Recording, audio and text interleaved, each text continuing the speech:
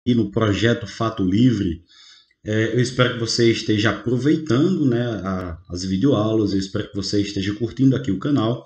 E não esquece de deixar o like no vídeo, né? Não esquece de se inscrever se você ainda não é inscrito e de compartilhar se você acha que é um conteúdo que é interessante ser compartilhado, né? Não esquece também de deixar o comentário caso você queira fazer algum comentário sobre a aula e tal.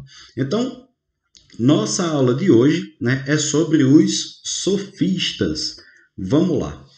Como a gente tem feito, antes da aula, né, antes do conteúdo em si, antes da gente começar a trabalhar com conceitos, sobre dar o conceito de sofista, né, explicar como é que eles trabalhavam, etc, etc, é importante a gente fazer aquele contexto histórico, né? Dizer, olha, qual é o contexto histórico que os sofistas estavam, até para entender o que é mesmo um sofista. Então, lá por volta do século V a.C., Atenas, que é uma cidade grega, né, que é uma polis grega, ela vivia uma experiência democrática. Por que eu estou usando a palavra experiência democrática se todo mundo aqui já sabe que a democracia surge com os gregos? Olha, porque Atenas teve períodos de mudança de poder.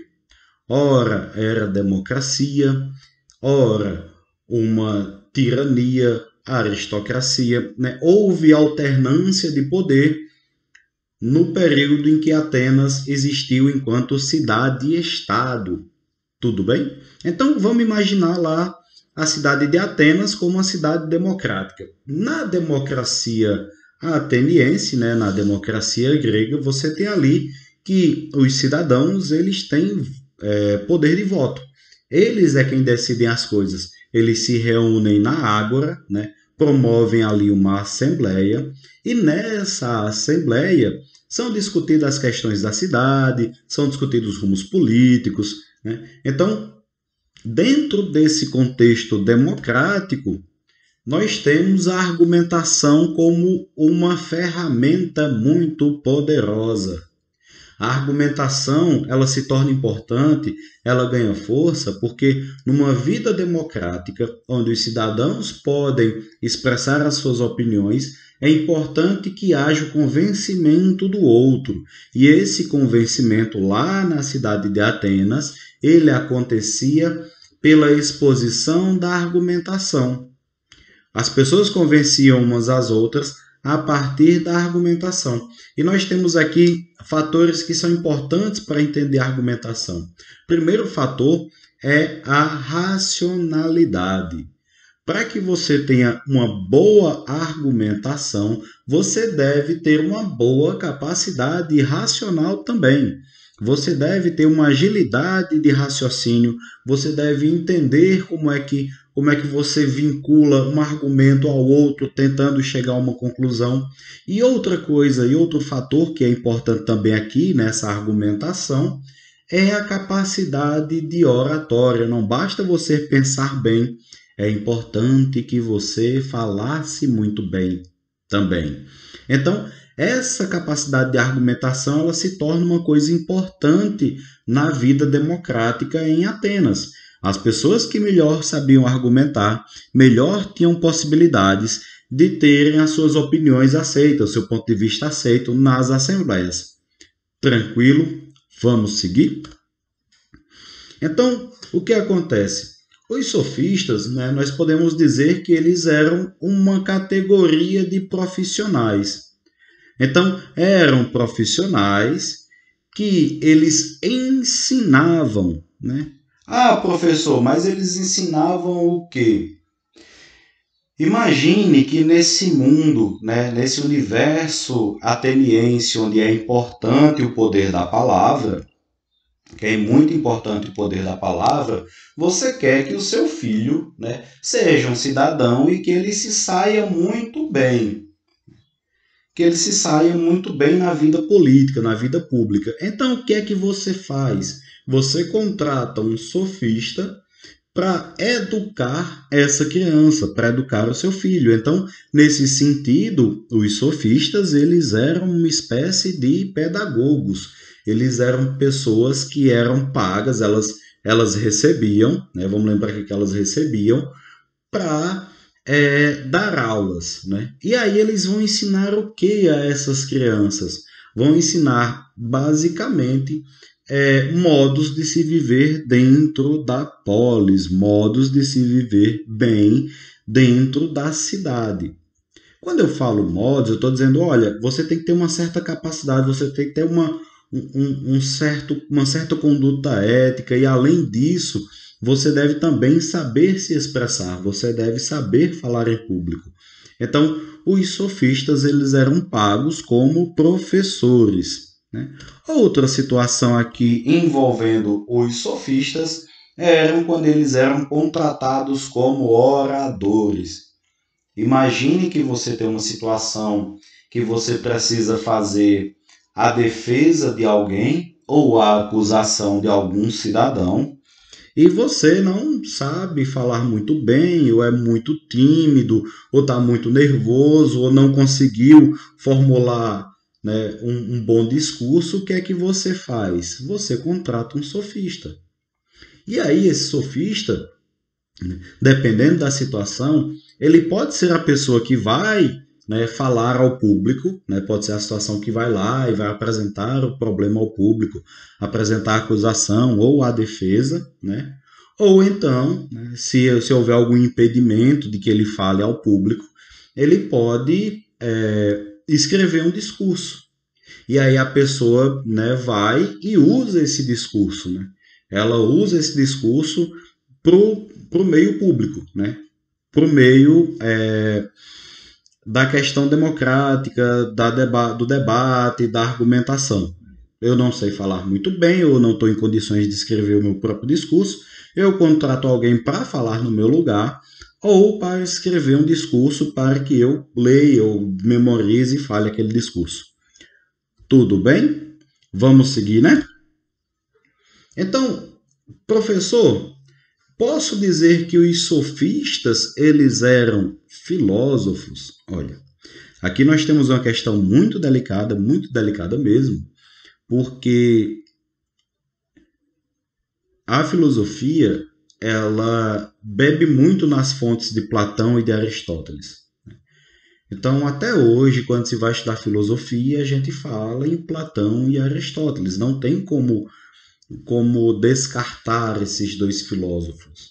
A gente vai, em algum momento, encontrar com Platão e Aristóteles. O problema é que tanto Platão quanto Aristóteles, eles tinham uma certa disputa ali com os sofistas, né? Então, historicamente, os sofistas terminaram sendo categorizados como pessoas que não eram filósofos. Entenderam?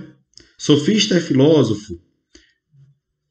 Dentro da história da filosofia, não. Mas isso não invalida o que alguns sofistas disseram. Alguns sofistas têm algumas posições, algumas provocações que elas devem ser consideradas. E aí, professor, por que se os sofistas não eram filósofos, por que a gente está estudando eles em filosofia? Qual a importância, né, dessa categoria de profissionais aqui no estudo da filosofia? Vamos entender o seguinte, olha, como os sofistas eles usavam muito da razão e essa razão era aplicada diretamente na cidade, se os sofistas eles lidavam com a educação, a gente pode dizer que o problema para os sofistas é entender o humano, né? Os sofistas eles tinham uma tentativa de compreender o mundo humano. Então, esses elementos, a racionalidade, a argumentação, o debate, tentar entender esse universo humano, esse mundo, né, que o homem faz parte, que o homem cria e faz parte, eles terminam sendo incorporados também à filosofia de Sócrates, por consequência, à filosofia de Platão, filosofia de Aristóteles, tá bom? Então, é importante entender o papel dos sofistas, Porque são eles ali que estão lidando diretamente com uma nova habilidade. Eles estão lidando com a habilidade racional. Tranquilo? Vamos seguir? Então, o que é que eu tenho para dizer para fechar aqui sobre o conceito dos sofistas? Os sofistas, eles eram relativistas. Um exercício que os sofistas faziam quando estavam estudando, quando estavam treinando, né, era fazer uma argumentação a favor de determinada coisa e, logo em seguida, fazer uma argumentação que fosse contrária àquela coisa. Então, os sofistas vão dizer que não há uma ética universal, não há uma moral universal, não há uma justiça que seja aplicada a todos os povos, porque cada povo vai entender as leis, o modo de se fazer justiça diferente. Por isso, eles eram considerados relativistas. Tá bom? Então, vamos agora para dois sofistas muito importantes. Protágoras, que ele vai dizer que o homem é a medida de todas as coisas. Vou traduzir isso aqui rapidão.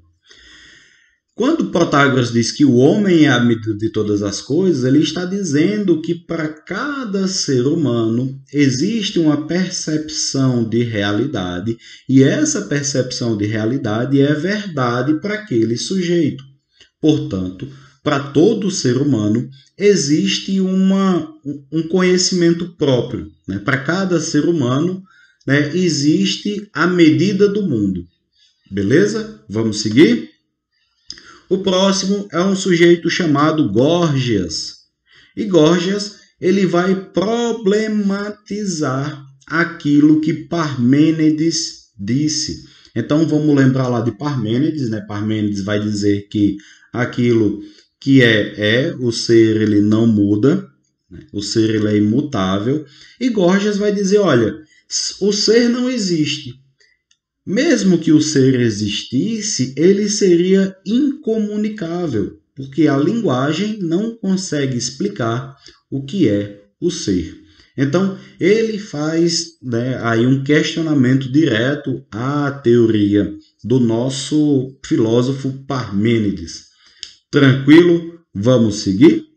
Agora, né, como vocês já estavam ansiosos, como vocês já sabem, chegamos aqui a um exercício.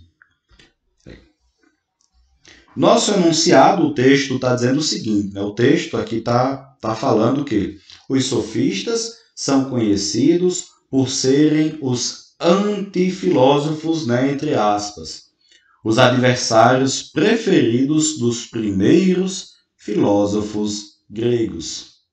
Entre as acusações a eles endereçadas estava que aboliram o critério, porque afirmam que todas as aparências e todas as opiniões são verdadeiras e que a verdade é algo relativo, pois tudo o que é aparência ou opinião para o indivíduo existe, deste modo, para ele.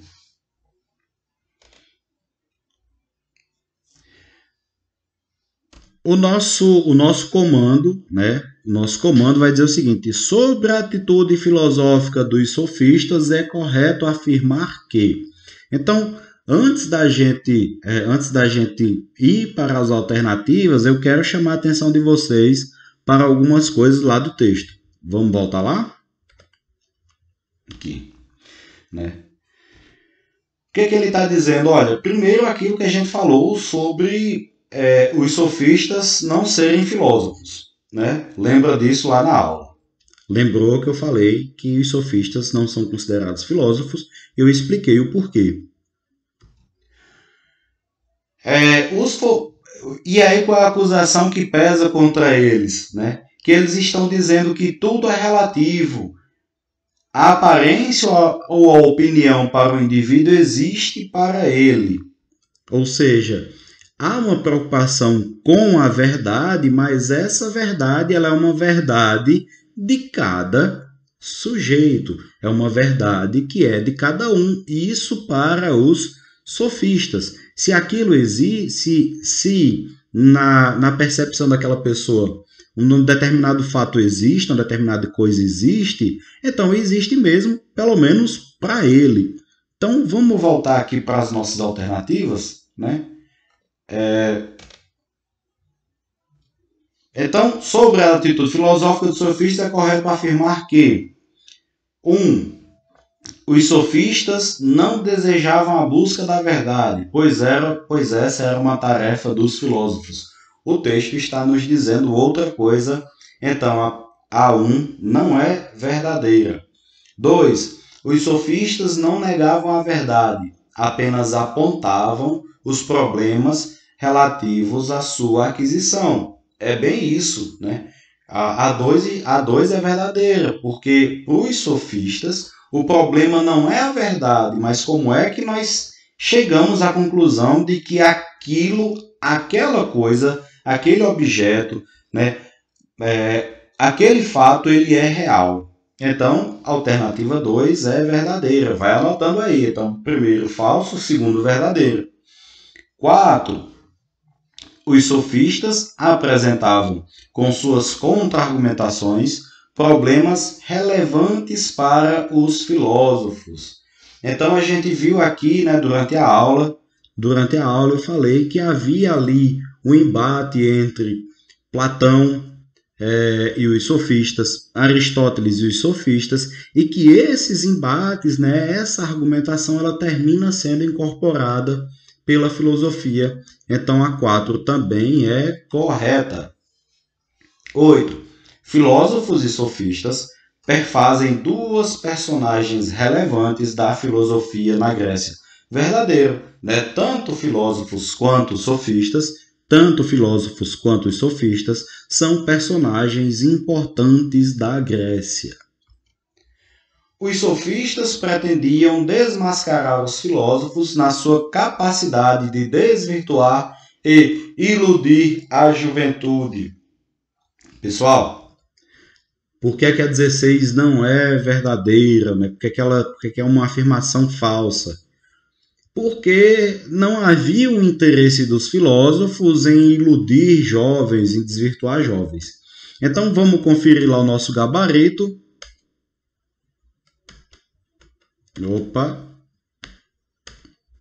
Vamos conferir aqui o nosso gabarito.